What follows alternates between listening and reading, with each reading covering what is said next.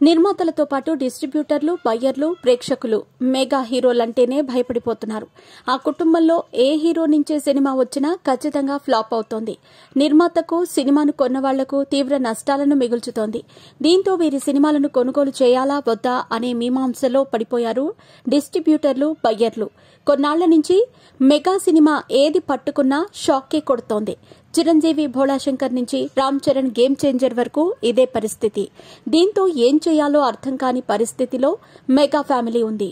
పవన్ కళ్యాణ్, సాయి ధరమ్ తేజ్ కలిసి నటించిన బ్రో చిత్రం నుంచి మెగా కుటుంబానికి వీరి సినిమాలను కొనుగోలు చేసే డిస్ట్రిబ్యూటర్లకు కష్టాలు మొదలయ్యాయి. ఒక సినిమా పోయినా తర్వాత సినిమా అయినా ఆదుకుంటుందేమో అనుకుంటే అది కూడా ఫ్లాప్ అవడంతో బయ్యర్లకు తీవ్ర నష్టాలు తప్పటం లేదు. బ్రో సినిమా రికవరీ కేవలం 70% ఉంది. పవన్ కళ్యాణ్ పారితోషికం ఎక్కువ కావడంతో తాను నటించిన సినిమాలన్నీ కాస్ట్ ఫెయిల్యూర్ గా నిలుస్తున్నాయి.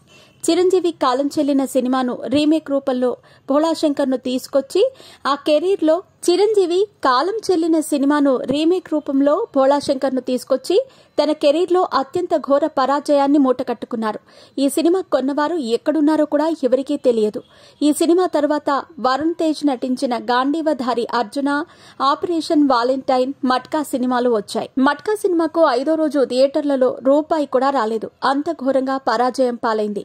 ఏ జోనర్లో సినిమా తీసినా ఫ్లాప్ అవుతుండటంతో వరుణ్ తేజ్ ప్రస్తుతం మేర్లపాక గాంధీని నమ్ముకున్నారు. ఆయన దర్శకత్వంలో ఓ సినిమాను చేయబోతున్నారు. ఇది కూడా పోతే ఏమాత్రం మార్కెట్ లేని హీరోగా నిలుస్తారు.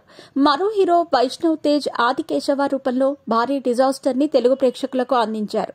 ఇవన్నీ ఇలా ఉంటే పాన్ ఇండియా హీరోగా మారిన రామ్ చరణ్ గేమ్ చేంజర్ రూపంలో మరో చెత్త సినిమాను ప్రేక్షకులకు అందించారు. దీనికి ముందు ఆచార్య, వినయ విధేయ రామ అటర్ ఫ్లాప్ అయ్యాయి. మధ్యలో RRR ఒక్కటే రామ్ చరణ్ ను ఆదుకుంది. ప్రస్తుతం తెలుగు ప్రేక్షకులతో పాటు తెలుగు సినీ రంగానికి చెందిన నిర్మాతలు, తెలుగు రాష్ట్రాల్లోని డిస్ట్రిబ్యూటర్లు, బయ్యర్లు మెగా సినిమాలు కొనుగోలుపై వెనుకడుగు వేస్తున్నారు. చిరంజీవి విశ్వంభర మే నెలలో, పవన్ కళ్యాణ్ హరిహర వీరమల్లు మార్చిలో ప్రేక్షకుల ముందుకు రానున్నాయి. హరిహర వీరమల్లు నుంచి క్రిష్ తప్పుకోగా ఆ సినిమా నిర్మాత ఏఎం రత్నం దర్శకత్వం వహిస్తున్నారు. విశ్వంభర ప్రాజెక్టు వ్యయం భారీగా అవుతుండటంతో యువి క్రియేషన్స్ ముందు వెనుక ఆలోచిస్తున్నారు. మొత్తంగా ఇది మెగా హీరోల పరిస్థితి.